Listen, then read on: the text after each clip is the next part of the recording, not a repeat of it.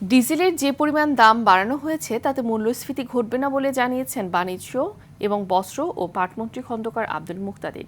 দুপুরে নারায়ণগঞ্জ শহরের চারসারায় শহীদ জিয়া হল প্রাঙ্গণে পাট অধিদপ্তরের উদ্যোগে বহুমুখী পাট পণ্য মেলার উদ্বোধন শেষে তিনি এসব কথা বলেন। এই সময় তিনি আরও বলেন, মিল, ফ্যাক্টরি এবং বিদ্যুতে বেশি বেশি গ্যাস সরবরাহের জন্য এলএনজি নতুন করে আনার উদ্যোগ নেওয়া হয়েছে।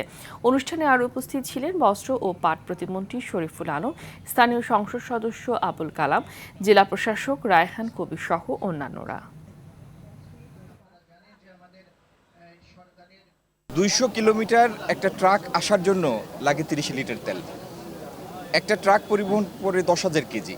সুতরাং আপনি মানে প্রতি কিলোমিটার হিসাবে 10,000 কেজির জন্য এই 200 কিলোমিটারে 40-45 পয়সার বেশি তার খরচ বৃদ্ধি পায় নাই।